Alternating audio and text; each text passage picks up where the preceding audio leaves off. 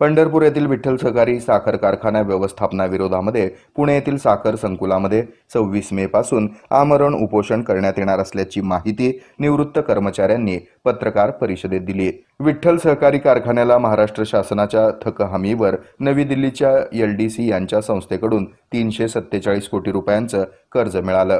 यामध्ये व्यापाऱ्यांची जवळपास 60 कोटी आणि कर्मचाऱ्यांचे 42 कोटी देण्यात यावे असं स्पष्ट असताना कारखाना व्यवस्थापनानं पैसे दिले नाही। हे पैसे गेले कुठे असा कर्मचाऱ्यांनी सवाल उपस्थित केला। या कारखान्याचे चेअरमन तथा माढ्याचे आमदार अभिजित पाटील तसंच व्हाईस चेअरमन आणि अन्य संचालकांनी गैरव्यवहार केला असल्याचं लेखापरीक्षक वर्ग 1 यांनी दिलेल्या अहवालात म्हटलंय।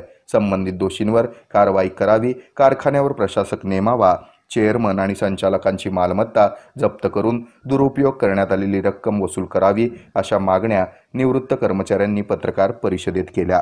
या पत्रकार परिषदेत केशव शेळके, संतोष भालेराव, सुखदेव काळे, अण्णासाहेब काळे, विलास कदम, सत्यवान माळी आदी उपस्थित होते।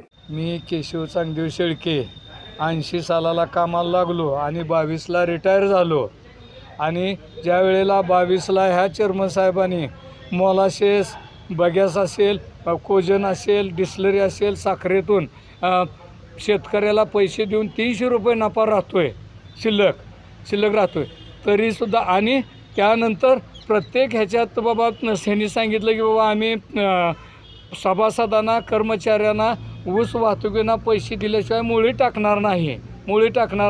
मग ह्यानंतर तो म्हणतो 26 लाख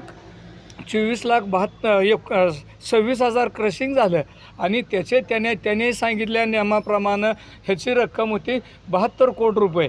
हे दिले नाहीत। उर्वरित 347 कोटी रुपयेमधले कर्ज काढून 149 कोटी रुपये तुम्ही बिलासाठी वापरले। ते का वापरले हे बी आम्हाला माहिती पाहिजे। ह्याच्या पुढे आम्ही जे आमरण उपोषण करणार आहे। हे आहे मेट्रोकास्ट केबल नेटवर्क आणि आपण पाहत आहात द न्यूज प्लस बरच काही।